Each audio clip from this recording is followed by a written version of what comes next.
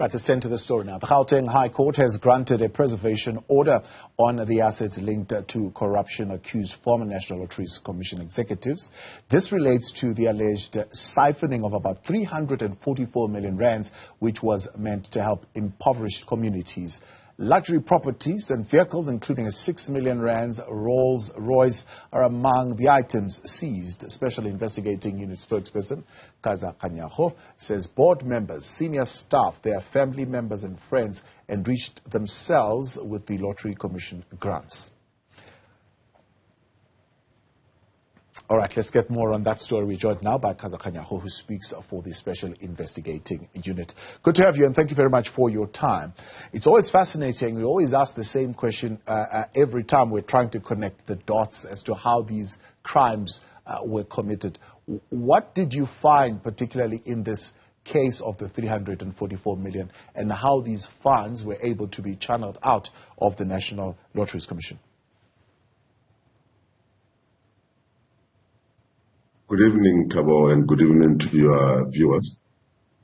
Yes. We as the SIU have been investigating this matter for a while now, and the modus operandi is the same everywhere we look, where we are not able to then, where we are able to find that these people will then give money to an NPO, and then that NPO is then hijacked, or they negotiate with the owner of that NPO, and ultimately that money gets pushed into different accounts until it ends up either buying property or buying cars. And do the NPOs themselves benefit in any way? Are there any projects that you're seeing being implemented on the ground? I can't hear you. Okay, I'll try and repeat. Hopefully the connection will hold.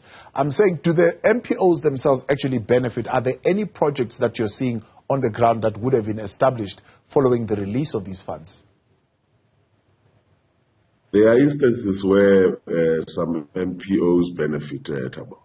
And there are instances where they are not even aware that this thing is happening. And therefore it creates a very serious problem, because there are instances where when we go and talk to some of the owners of this NPO, they have not even received a cent out of it because they've changed bank accounts in order to move the money. So this is the first step, I suppose, in eventually being able to sell these properties off and be able to recoup money. But why do you apply, for example, for this forfeiture order? Yes, when we do investigations, we do them in batches, where when we started in the beginning, we indicated that we are going to look at almost about 7,000 NPOs or NGOs.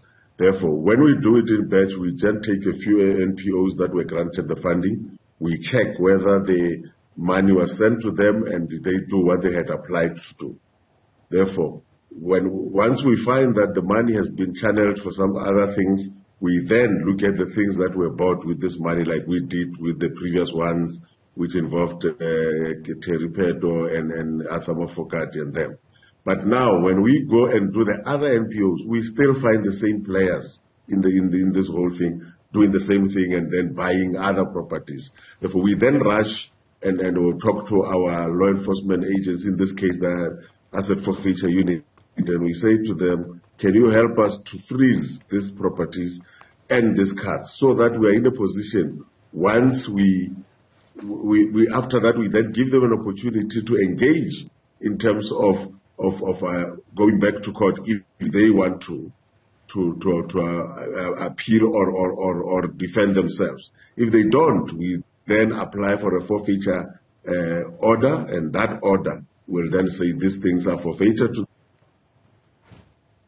example, and then we sell all of them, and that money goes back to the institution that is involved. Yeah.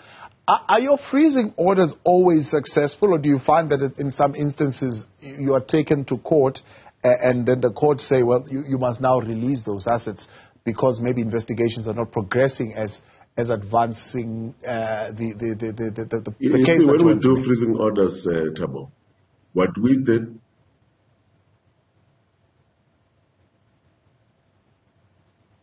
Sometimes you disappear and I don't hear you. Okay, no, go for it. You're saying when you do freezing orders? Deal with freezing orders.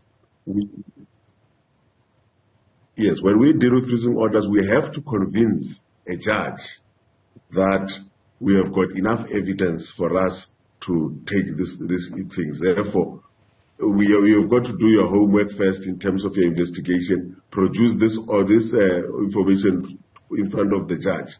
And in cases where people have gone out and tried to defend themselves or sort of come and say we don't think you need to take this thing from us, 98% of the time, as of now, we have won all of these cases because our evidence is very clear.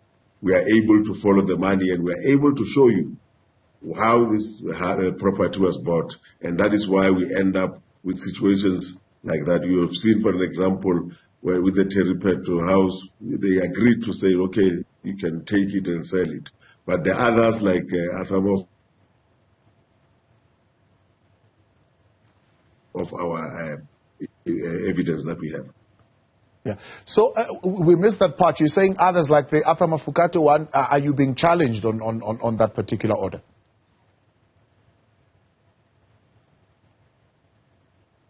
Yes, we are. He has indicated that he's challenging us, and we're just waiting for the court dates to be set.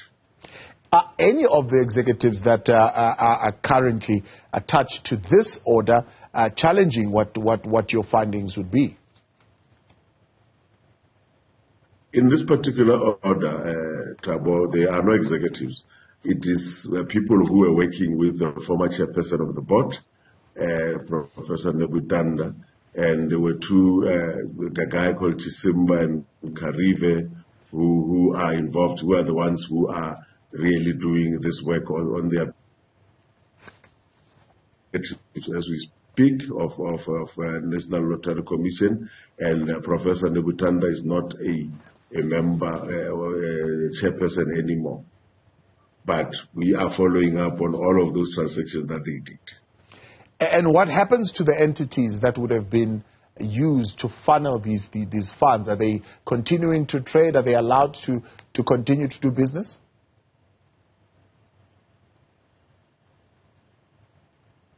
In cases where they had not done anything wrong, there's nothing we can do about it because sometimes they don't know. But in this particular instance, these people knew what they were doing and they are liable. That is why we are working with the Asset Forfeiture Unit to make sure that we give them all the evidence. They helped us in this particular one to take it through the courts, and now we are saying they must take the criminal side of things and make sure that it is also given the attention that it deserves. Kaizer Kganyago, I appreciate your time. Thank you very much for coming on. That is the spokesperson for the Special Investigating Unit there, Kaizer Kganyago, on their latest preservation order on those 3 Limpopo-based properties and 3 luxury vehicles belonging to what he says are those who were collaborating with the former chairperson of the National Lotteries Commission.